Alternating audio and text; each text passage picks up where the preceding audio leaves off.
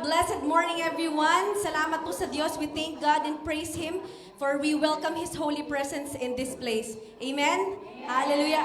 Are you happy? Are you glad to see each other worshiping together for the Lord? Amen. Hallelujah. So everyone, grace to you and peace from God our Father and our Lord Jesus Christ. Again, welcome to our church, LOLCM, Lord of Lord Christian Ministry, where only Jesus is being praised and worshipped. Amen? So, and we welcome also those people with us online via Facebook Live. Yeah. How's your week, guys? How was your week? Very hot?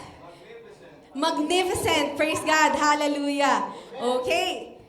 So, we don't have our clicker. Okay. Okay. It's fine. Okay. Go ahead. It's okay. So we are still on our weekly series, no? Titled Love Uncovered. Yan. So, many single people believe marriage will bring them lasting happiness. No? Saying, I think I'll be the happiest when I get married. No? But even happily married couples will admit that marriage itself is not a guarantee of true happiness. Is that true? Married couple, married people who among here are married? Raise your hands. Okay. Amen. So that's true. Ano po? Can you take a look at if your spouse is here, can you take a look at them? Are your spouse is here? Okay. Look them in the eye and ask this question. Does this person give me happiness? Nako? Nako? Okay, it looks like some of you don't have a choice already because you're married, no?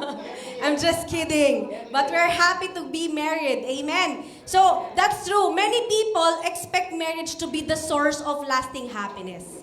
But marriage itself, again, is not a guarantee of joy.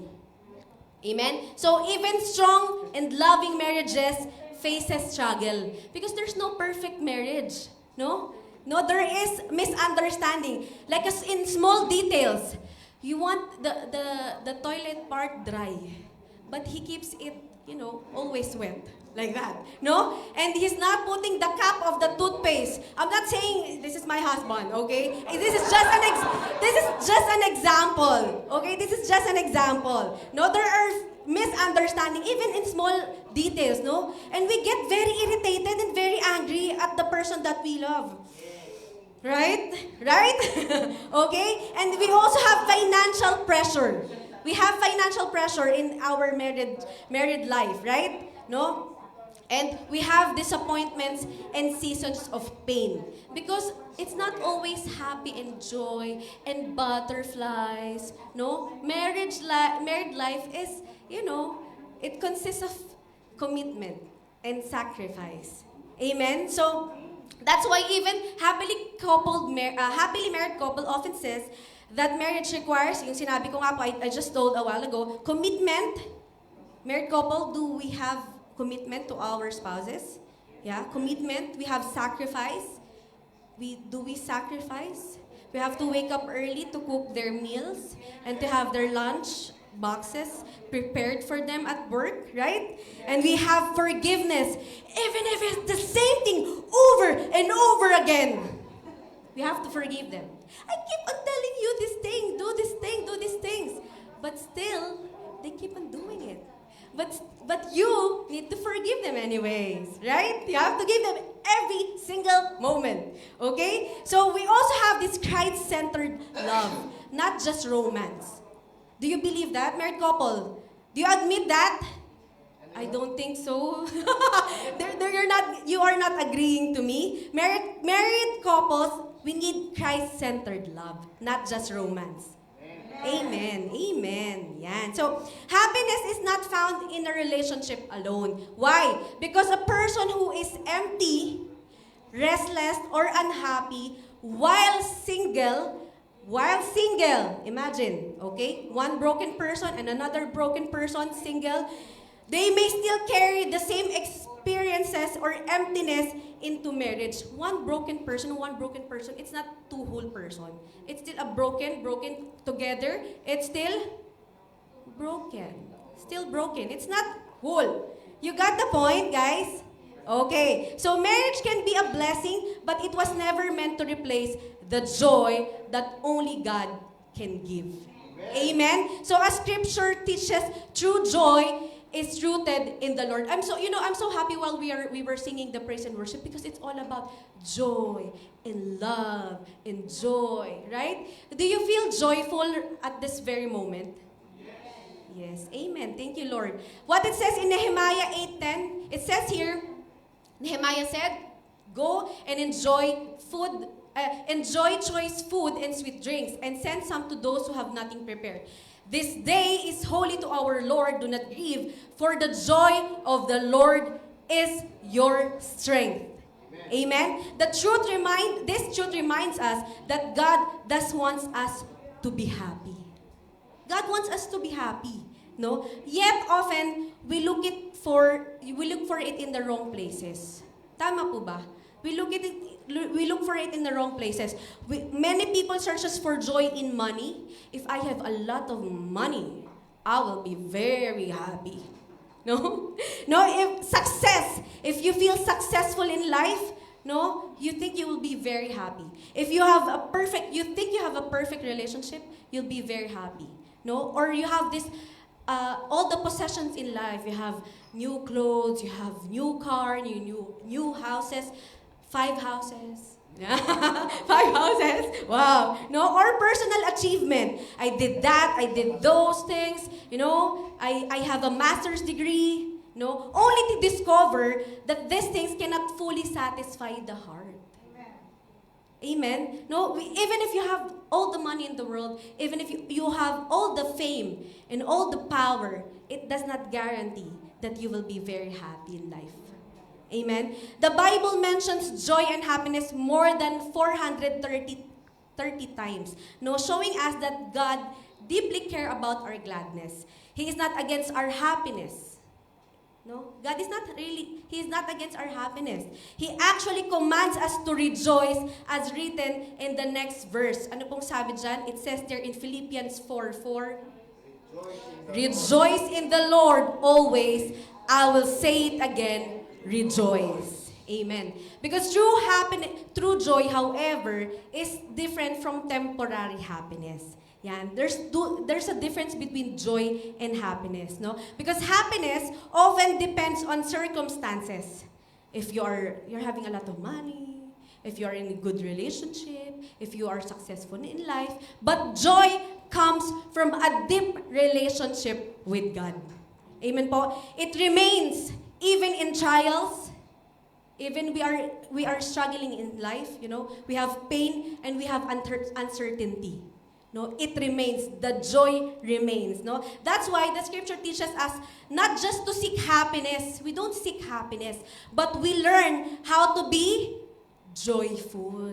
Yan. Again, we just don't look for happiness or seek happiness, but we learn how to be joyful. Can you say to your seatmate, be joyful? Be joyful. Yan. Amen. So real joy is found not in what we have. Again, I will repeat it again, guys. Listen. Real joy is not found in what we have, but in who we have. Who is? Jesus. Hallelujah.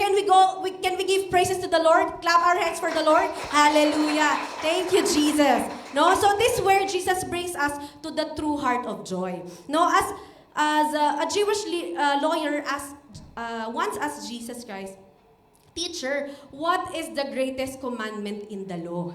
No, out of 613 commandments, yet all of them, Jesus answered. Ano pong sabi ni Jesus dito? Sa Matthew 23, he says here, Jesus replied, "Love the Lord your God with all your heart, and with all your soul, and with all your mind. This is the first and greatest commandment.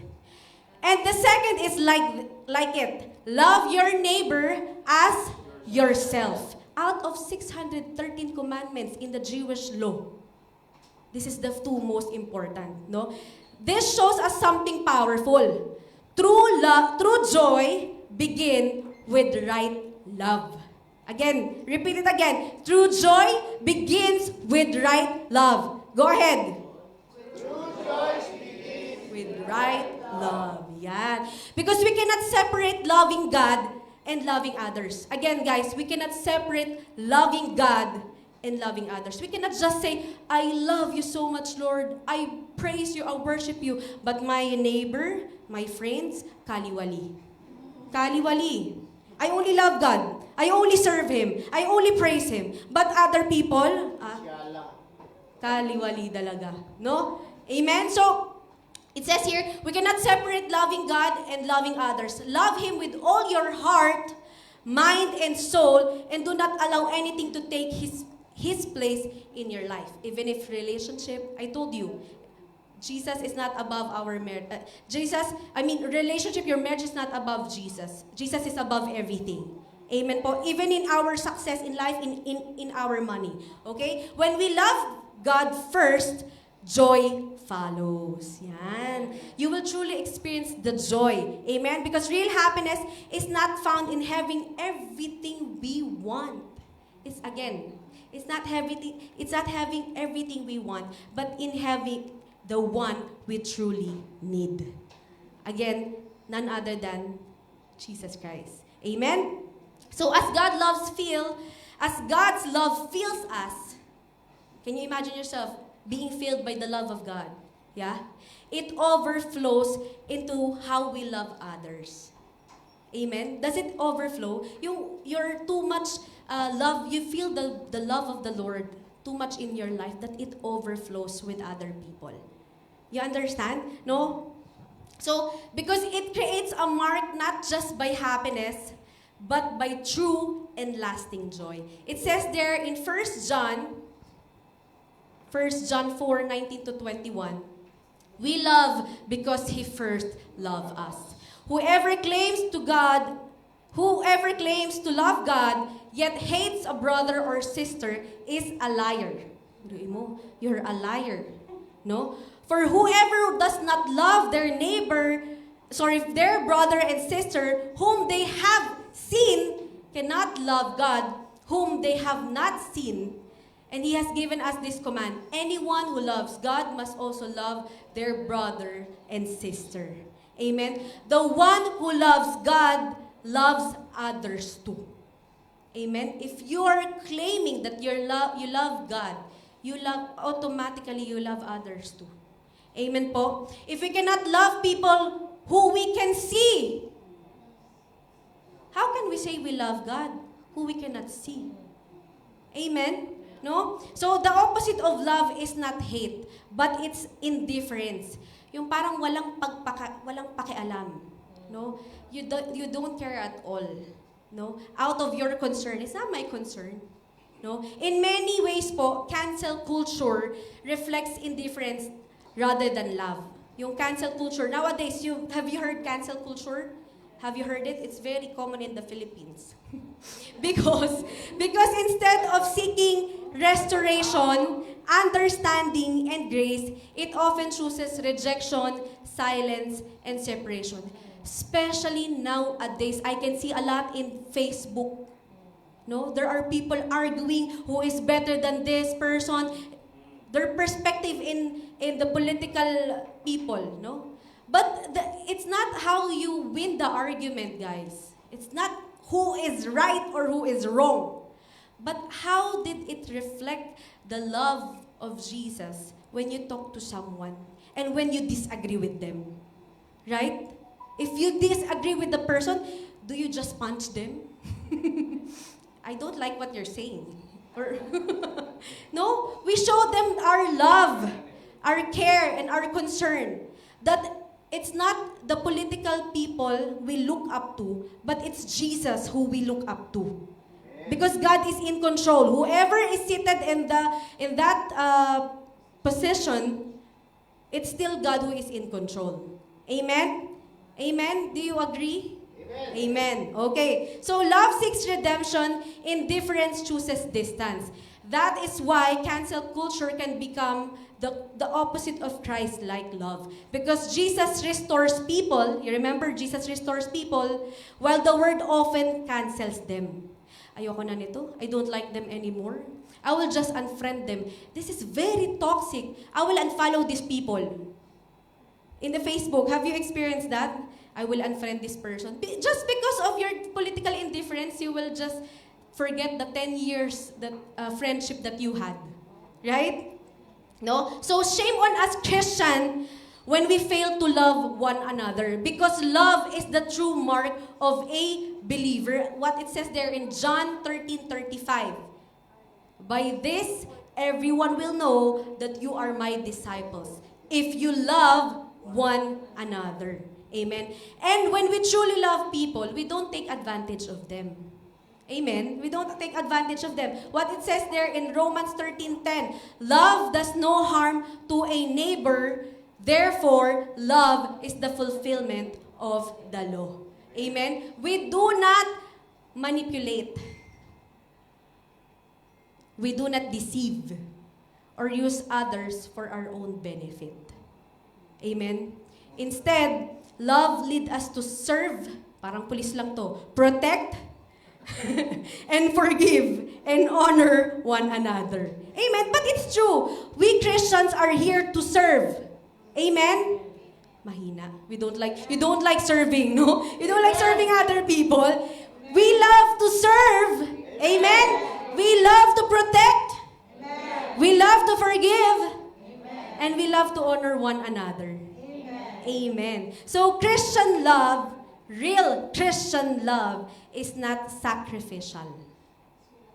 Sorry, baligtad pala. It's not selfish. Again, real Christian love is not selfish. It is sacrificial.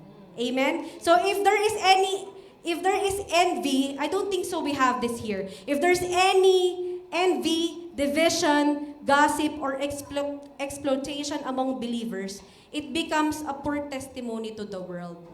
Yeah. You know that if there is division, gossiping, exploitation among us, believers, But when the church walks in genuine love, people see Christ in us. Amen? So, love says, I want to do what is good for you. When you love God, you will love others. Amen? When you love, ulitin mo nga, can you repeat it again once with me? When you love God, you love others. Amen. When you love God and others, you will experience joy. No? And love and joy cannot be separated. They are always together. They are always together. Did you notice it? It's always together. Love and joy. No? They are the fruit of the Holy Spirit. That is the connection of love and joy. Love is the root. Love is the root. And joy is the fruit. No? Because this joy that we experience is coming from the love to God and love to others. Amen? Amen. So, actually, that's just an introduction. Amen? Because this is our title for today. No? Love uncovered, love and joy discover the connection. Our text today is from Philippians chapter 1:1-8. But actually, we can read the whole verse. You can do it at home. Homework. Amen? So let us pray. Let us pray. Hallelujah. Heavenly Father, thank you for gathering us today in your presence. We come before you with grateful hearts, asking you to fill this place with your love and joy. Lord, open our minds and hearts as we listen to your word. Teach us to understand the connection between love and joy, and help us to experience both through our relationship with you. Lord, remove every burden, distraction, and fear within us. Let your Holy Spirit speak to us and transform us today. May we learn to love others the way you love us, and may your love become our strength each day. Lord, bless your messenger and everyone listening today. May this sermon draw us closer to you and to one another. In the mighty name of our Lord Jesus Christ, amen and amen. Hallelujah. So, love and joy are two powerful gifts from God that every believer desire to experience. Do you want to experience love? Amen. Amen. Do you want to experience joy? Amen. That's true. We all want to experience love and joy. The true joy does not come, again, the true joy does not come from wealth, success, or favorable circumstances. No, it doesn't come from favor when you just receive your salary, or you were accepted in a job or in a company. No, this is not based on those things, not on our circumstances. No, says here, it comes from knowing that we are loved by God and called to love others in return. That is the true joy. No, that we are loved by God and called to love others in return. The Bible teaches us that when we walk in love, we experience the fullness of joy that only Christ can give. In a world filled with pain, struggles, and temporary happiness, God invites us to discover a deeper connection between love and joy. Amen po. A joy that remains even in trials because it is rooted in His everlasting love. Today we will explore how love produces joy, how joy strengthens love, and how both reflect the heart of Jesus in our daily lives. Amen. So if you may have noticed, no, the more we love, the more we become joyful. Is that true? The more we love, the more we become joyful. The genuine kind of love. The genuine kind. Because we can always say, I love you, my friend. I love you so much, my colleague. But it's not genuine. That kind of love, the kind of love that will produces joy is the genuine kind of love. That you are concerned with the welfare of your neighbor, of your friends, of your family, of your workmates, of your churchmates. This kind of love. Not the kind of love that, I love you, friend. I miss you so much. Not this kind of love. Not just, the one that comes from your mouth. The one that comes from within. A genuine kind of love. Amen? So, it says here in Philippians 1:1-8. Let us read. This is our text for today. Philippians 1:1-8. Paul and Timothy, servants of Christ Jesus, to all God's holy people in Christ Jesus at Philippi, together with the overseer and deacons, grace and peace to you from God our Father and our Lord Jesus Christ. I thank my God every time I remember you. In all my prayers for all of you, I always pray with joy. Let us continue. Because of your partnership in the gospel from the first day until now, being confident of this, that he who began a good work in you will carry it on to completion until the day of Christ Jesus. It is right for me to feel this way about all of you since I have you in my heart. And whether I am in chains or defending and confirming the gospel, all of you share in God's grace with me. God can testify how I long for all of you with the affection of Christ Jesus. Actually, this book of Philippians is often misunderstood. One thing is the verse from Philippians 4:13. Who knows Philippians 4:13? I can do all things through Christ who strengthens me. Because many people use this verse as a personal promise that God will grant them strength to accomplish any worldly goal. No, but Paul is actually talking about contentment. He's talking about contentment. In the preceding verse, he notes that he has learned the secret of being satisfied, whether well-fed or starving, whether wealthy or in need. No? He is stating that Christ gives him the strength to endure any hardship, not to achieve whatever his desires. Because whenever we want something, I can do all things through Christ who gives his strength. No. It's not about what you desire, what worldly goal you want in life. But it is how God will give you contentment in life. And He will give you the strength to overcome the trials in this life. To accomplish His goal for you. His mission for you. Do you understand, guys? Is it clear? No, not clear. Is it clear? Why are you all shocked and like looking at me very straight? Okay. So joy and rejoice word is repeated in this book for 70 times. It is known as the book of joy. If you read the whole Philippians book from chapter 1 to 4, no, it talks about joy. Not all the time, but it talks about joy. But the foundation of the book is Paul's relationship with God and others. Ano po? It's not about achieving our worldly goal and our, temporary things in life, no? Loving God and others produces joy. In this book po, the Apostle Paul wrote with overflowing joy. Imagine that he wrote this book with overflow. I tell you, I recommend to read this book of Philippians. It's very good book, no? It says here that Paul wrote this with overflowing joy, even while he was in prison. He was in prison during this time when he wrote this Philippians. No? Why? Why does Paul feel this overflowing joy? And when you are in prison, no, if your freedom is taken away from you, no, you cannot do anything. Do you think you will feel very happy, very joyful? No. For us, if we have been taken the freedom of speech, even just the freedom of speech, we are so angry, right? But imagine Paul being inside the prison, but feeling this overflowing joy in her heart. But the question is, why? Why does Paul feel this overflowing joy? Because his heart was filled with Christ's love and concern for others. That is his main goal, And this reminds us that joy is not found in perfect situation, but in a life rooted in God's love. No po? So today we will discover 3 powerful connections between love and joy.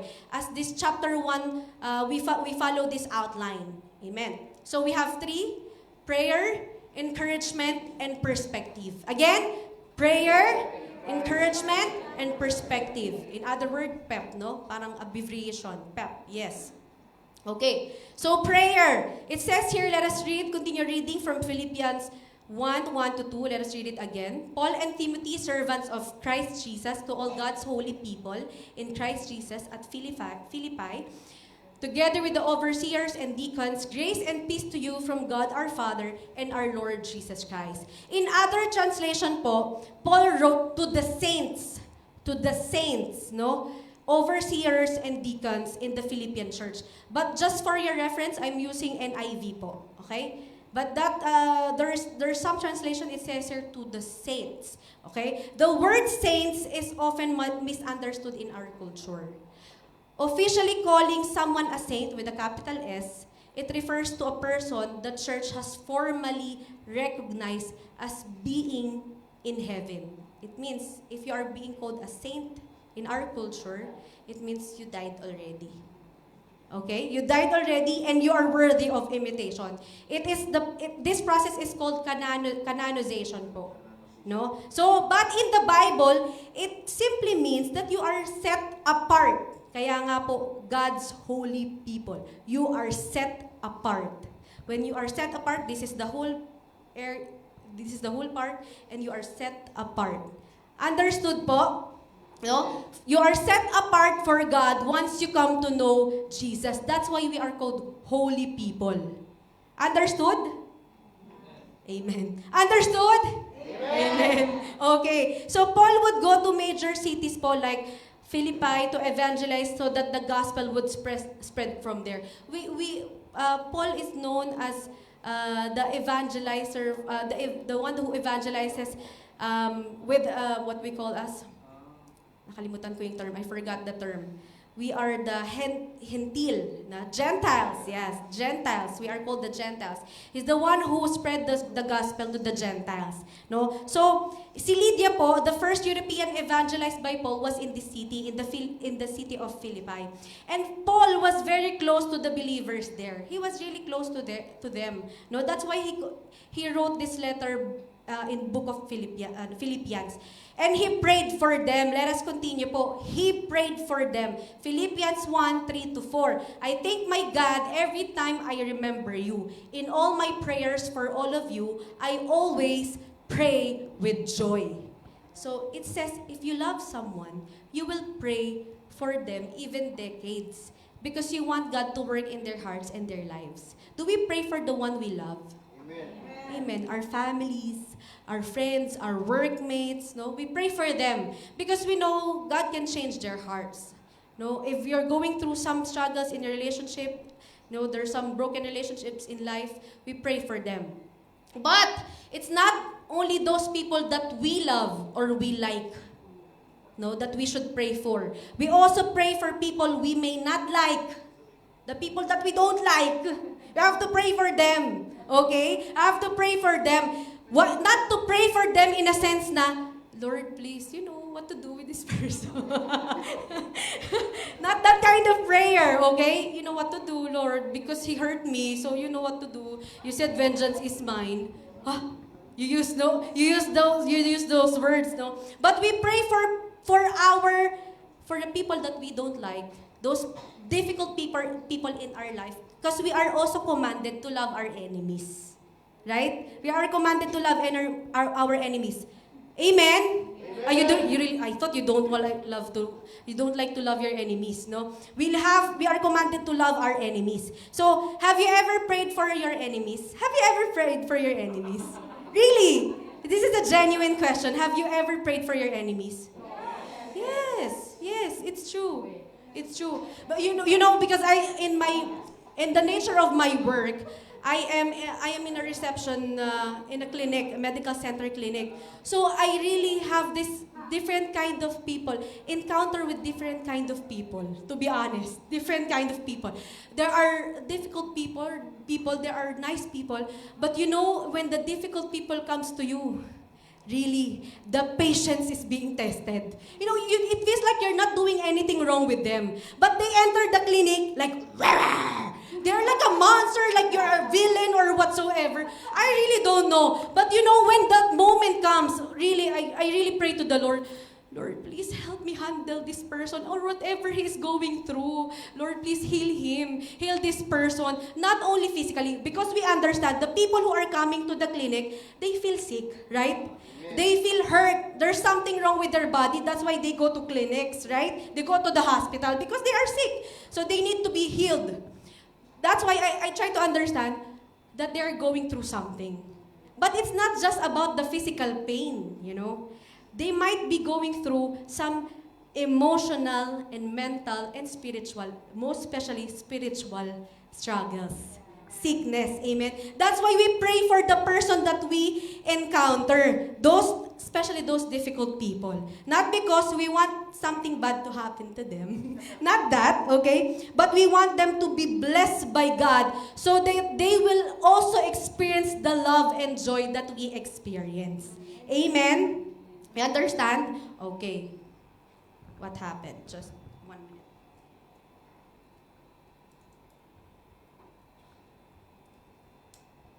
Okay, let us continue. So, Paul prayed for the Philippians with the affection of Jesus that their love would grow and abound. You know, I've watched one.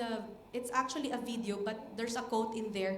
It says there that Satan wants to destroy our ability to love other people. That's his target. He wants to destroy the ability to love others, because if you are being offended, you are being triggered by some people, you will really. We are human beings, right? We feel sad, we feel angry. But at the end of the day, how is our heart? Do we keep those grudges? Do we still feel the angry feeling in our heart towards other people? That's why we have to pray. We have to pray for not for others but for ourselves too. Or vice versa. Ano po? Paul prayed for the Philippians with the affection of Jesus that their love would grow and abound. Let us continue po. Philippians 1:8-10. It says there, God can testify how I long for all of you with the affection of Christ Jesus. And this is my prayer, that your love may abound more and more in the knowledge and depth of insight, so that you may be able to discern what is best and may be pure and blameless for the day of Christ. Amen? So we don't only pray for those things that we like, we love, or that is convenient for us, but we pray for everything. Our enemies, and those people, especially young people nowadays. You know, a while ago we had a discussion in the music team about it's already 2026. No, it's already 2026. You're still believing those things, or you still hold on to that truth. Yes, it doesn't matter if it's 2026, 2027, 2028, 29, 30. If the truth is truth, it is truth. Amen? It doesn't change. Amen? So, yes, there are some changes in life, but we have to hold on to that truth. There are truths in life we have to hold on. We cannot say, what are you doing? It's already 2026 or 2027. Why you still believe that? No? Okay. So we pray, no, real love prays for people, so that when they meet Jesus, they will stand blameless before him. We have to pray for our church mates too, because we don't know what's going on with your seatmate right now. Can you look at your seatmate? Yeah. We don't know what's going on in their lives right now. They will not open it about, it has been a custom here. Like when you meet someone, hello, how are you? He didn't even answer. Right? Hello, how are you? He didn't even answer. You just went. Because it's just a custom. We get used to it. It's just like a tradition or a culture that you want us to say hi, hello, and ask how are you. But you didn't even wait for the person to answer. Yeah, I'm good. How about you? No? But, we have to pray for all people. Not only the ones we love, but we pray for those among us.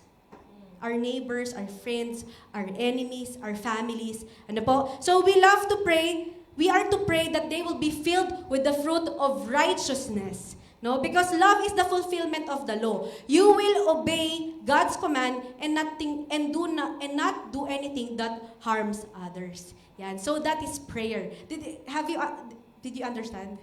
That is very important that we pray for those people, our loved ones, even our enemies. Amen? Number 2. Wow, number 2. We're already there. Encouragement. Yan. When you love people, you will encourage them. Okay? Because Paul encouraged them by letting them know that they were his partners in the work of the gospel. I told you, it's not just prayer, but we also encourage one another. We encourage one another, no? Sabi dito, it says here in Philippians 1:5-7, because of your partnership in the gospel from the first day until now, being confident of this, that he who began a good work in you will carry it on to completion until the day of Christ Jesus. It is right for me to feel this way about all of you, since I have you in my heart, and whether I am in chains or defending and confirming the gospel, all of you share in God's grace with me. Paul shared his confidence that God will complete his good work in them. No? So we have to look at people not as they are now. Again, can you take a look at your seatmate? Don't look at them as they are now. Okay, but how they can become someday in Christ. Can you imagine how that person beside you what he or she can become in Christ? Amen? No po? So, let us be an encourager. Okay? Let us be an encourager, not a discourager. Okay? So, also, Paul gave advice on how to encourage people. How to encourage people? Do you say those, oh, you look so fat? Very encouraging. Right? Or you look like that, like those. Oh, you only see the physical appearance of the people. Okay? So, Paul gave advice on how to encourage people. To stop having unwholesome words No? But instead, encourage others everywhere you go. Ano pong sabi dito? Ephesians 4:29. Do not let unwholesome talk come out of your mouths, but only what is helpful for building others up according to their needs, that it may benefit those who listen. You know, I learned this even if it's a joke. Sometimes it seems like a joke, but it's kind of hurtful. No? It's kind of hurtful, even if it's a joke. So, because in Luke 6, 45, it says there, out of the abundance of the heart, the mouth speaks. So, whatever comes out from your mouth, it is what's inside your heart. Even if it's a joke or what. If you think it's funny, for you maybe it's funny, but for the person that you're talking to or having a joke with, it's not funny. It's hurtful. It sides on his negative side. You got the point? Yeah. Amen. Okay. So remember, a bee will always find the flower. Right? The bee will find the flowers. While fly will always seek the trash and So what you focus on is what you will find. So you have to focus on the good side and the positive side of the person sitting beside you. Can you take a look again in the person beside you? Can you see the positive side? Amen. Yeah? You have too much positive. Amen. So there are no family members, no church leader or member who is perfect.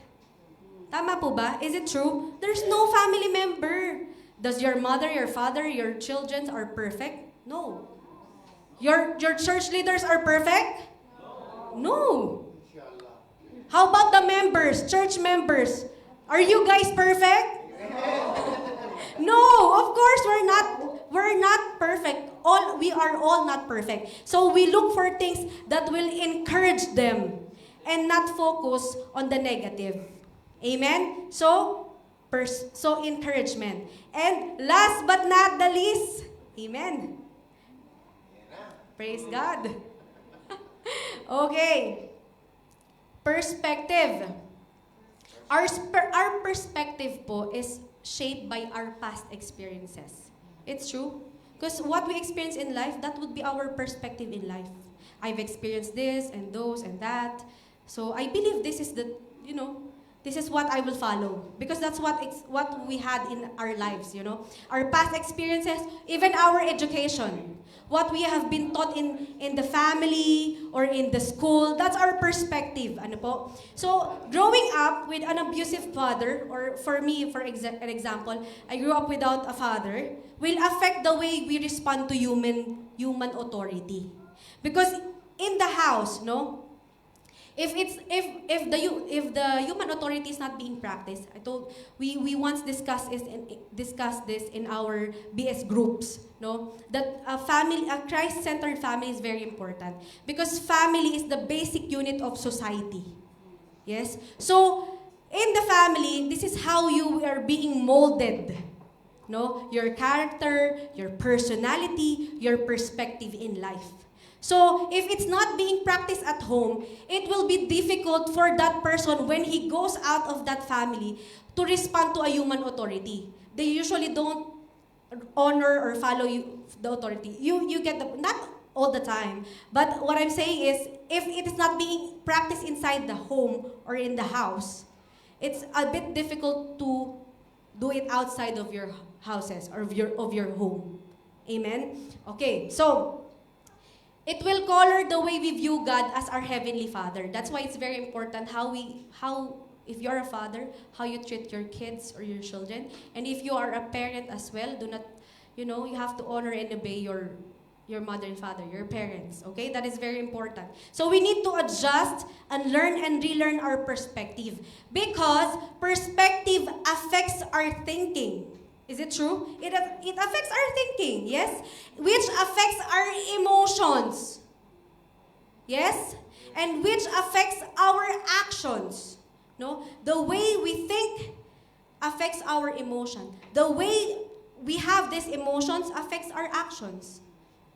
Yeah, you can get mad, but you just don't suddenly punch someone if you get mad, right?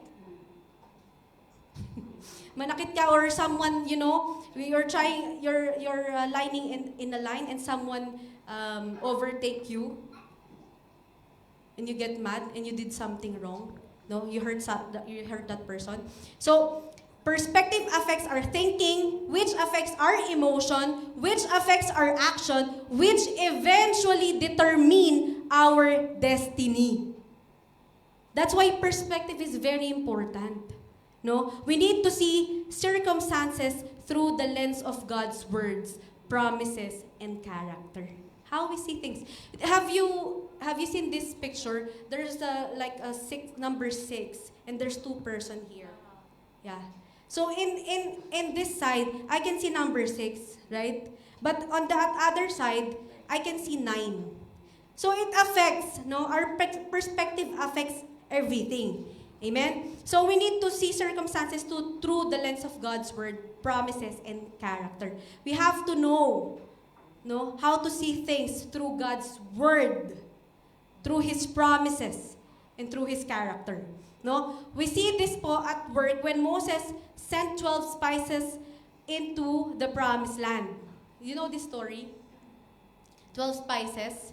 Na po? Sabi dito, all 12 saw the same things. All of them. There's 12 spices. Or spiya. May spiya. Okay? There's 12 spices that saw the same thing but had 2 different conclusions. Same thing. They all see the same thing. No? But 2 different conclusions because of perspective. That's why it's very important. So most saw problems they could not overcome, but 2 of them, which is Caleb and Joshua, came to a different conclusion. Can we read on Numbers 13:27 to 33? It says here, they gave Moses this account. We went into the land to that which you sent us, and it does flow with milk and honey. Here is its fruit. Nagdala sila ng fruit from there, from the land that they spied. No? But the people who live there are powerful, and the cities are fortified and very large. We even saw descendants of Anak there. The Amalekites live in the Negev, and the Hittites, Jebusites, and Amorites live in the hill country, and the Canaanites live near the sea and along the Jordan. Grabe yung mga sinabi. Nakita namin. We saw it. The 10 spices, ito yung sinabi nila. Totoo, there's really milk and honey there. Yeah. But those people are very powerful. Very powerful. No? So, okay, let us continue. Then Caleb silenced the people before Moses and said, Again, ulitin ko . Then Caleb silenced the people before Moses and said, we should go up there. We should go up and take possessions of the land, for we can certainly do it. No, sabi niya ganon. Let us continue. But the men who had gone up with him said, we can't attack those people. We can't attack those people. They are stronger than we are. And they spread among the Israelites a bad report about the land they had explored. They said, the land we explored devours those living in it. All the people we saw there are of great size. We saw the Nephilim there, the descendants of Anak, come from the Nephilim. We seem like grasshoppers in our own eyes, and we look the same to them. You know, in the descendants of this Anak, the Nephilim, they are like a giant people. You know, they are very big. No, so the report of these 10 spices was really a bad report. They were trying to convince the people of Israelites that we cannot do it. We cannot. They're very strong. They're very strong. We cannot do it. We will fail. No, we will lose the battle. Something like that. No po? So, though God promised them that the land, that land, He already promised that land, the one that they spied, no? And that He would be with them, they saw their problems as bigger than God. That's what the 10 spices saw. That their problem is bigger than God. Ano po? But Caleb and Joshua gave the minority report. Out of 12, the 2 people, Caleb and Joshua, they saw God as bigger than their enemies. Because that's what God has promised them. That this land is yours and I will be with you. Ano po? So let us continue what did they said in Numbers 14:8-10. If the Lord is pleased with us, He will lead us into that land, a land flowing with milk and honey, and will give it to us. Only do not rebel against the Lord, and do not be afraid of the people of the land, because we will devour them. Their protection is gone, but the Lord is with us. Do not be afraid of them. But the whole assembly talked about stoning them. Imagine niyo, they talk about stoning them. Batuhin na natin ito kung anong pinagsasabi nito eh. No? What are they talking about? Those people are giants. They are big. We cannot conquer them. They're stronger. No? But then the glory of the Lord appeared at the tent of meeting to the Israelites. So, do we have problem? Do you have problems in life? Amen. Yes, we all have problems. Who says here they don't have problem? Raise your hand. We all have problems in life. Yes, we have problems in life. But the question is God bigger than your problem? Amen. God is bigger than our problems. Na po? Because the Lord is with us, so we should not be afraid. Amen. Like what it says here, we should not be afraid. Because the Lord is with us. And you can choose to trust God. It just depends on your perspective. Does your problems make you go away from God, or it take you back to Him? No? It's how you see things. That's your perspective, no? So only Joshua and Caleb entered the promised land. Those who did not walk by faith but by sight, they died in the wilderness. So katulad po ni Paul, like Paul, no, he viewed his circumstances through God's perfect perspective. Ano pong sabi dito? Philippians 1:12-15. Now I want you to know, brothers and sisters, that what has happened to me has actually served to advance the gospel. As a result, it has become clear throughout the whole palace guard and to everyone else that I am in chains for Christ. And because of my chains, most of the brothers and sisters have become confident in the Lord and dare all the more to proclaim the gospel without fear. It is true that some preach Christ out of envy and rivalry, but others out of goodwill. Amen. No, Paul po was imprisoned for doing God's will. He didn't feel sorry for himself. Like, oh, I feel violated. I feel my rights are being taken away from me. I feel sorry for myself. No, he didn't feel sorry for himself. Or he didn't even blame others for what had happened to him. No, it's like, if only these people listen already to me, I should have not gone to that place. No, he didn't blame others. He didn't even feel sorry for himself. But he saw this situation as an opportunity to evangelize to the entire Praetorian Guard one at a time. As they took turns. Kasi nagpapalit po, di ba? They changed the duty. So, he was able to evangelize, to preach the gospel to every guard, no, that was there. Okay? So, because God causes all things to work together for our good, for His purpose. Amen? Ano pong sabi dyan? What it says in Romans 8:28. And we know that in all things, God works for the good of those who love Him, who have been called according to His purpose. Amen? And Paul knew that other people's actions were not in his control. We cannot control other people. We cannot even change people. Do you think you can change people? No, we can't change people. We can change their hearts. But only God can. Amen? So Paul knew that others' actions were not in his control, but he chose joy as he depended on the Holy Spirit. Amen. So it says here, Philippians 1:14-24, let us read. And because of my chains, most of the brothers and sisters have become confident in the Lord and dare all the more to proclaim the gospel without fear. It is true that some preach Christ out of envy and rivalry, but others out of goodwill. The latter do so out of love, knowing that I am put here for the defense of the gospel. The former preach Christ out of selfish ambition, not sincerely, supposing that they can stir up trouble for me while I'm in chains. But, let us continue. But, what does it matter? No? The important thing is that in every way, whether from false motive or true, Christ is preached. And because of this, I rejoice. Amen? Yes, and I will continue to rejoice, for I know that through your prayers and God's provision of the Spirit of Jesus Christ, what has happened to me will turn out for my deliverance.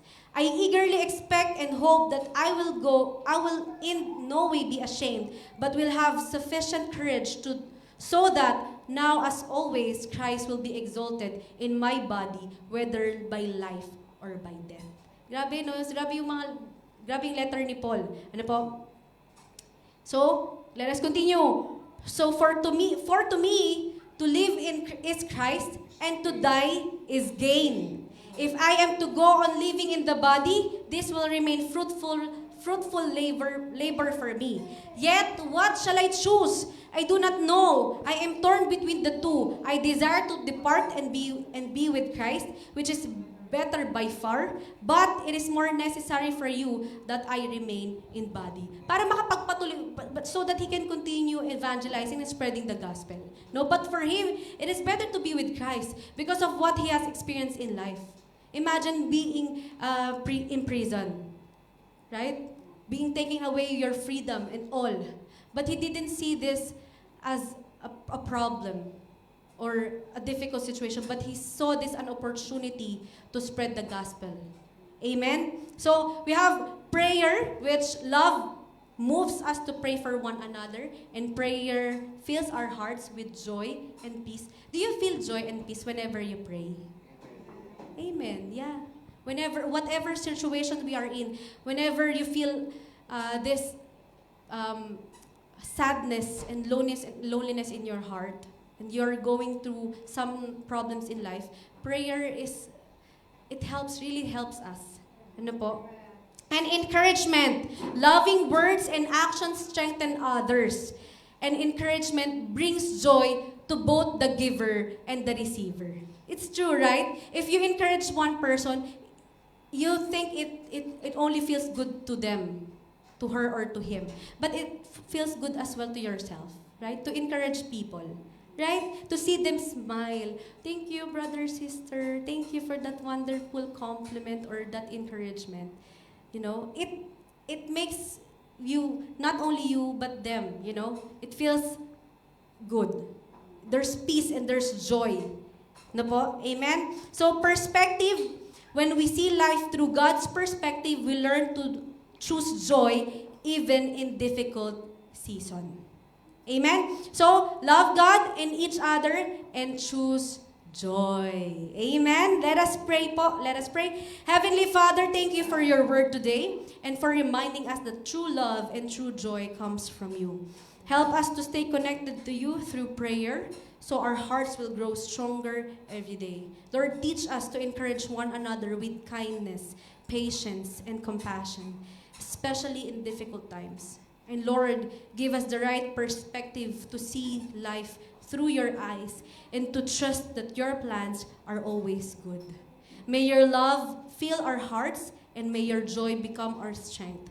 Help us to share that love and joy with our families, friends, and everyone around us. We surrender everything to you and ask that you continue to guide us each day. In Jesus' mighty name we pray. Amen and amen.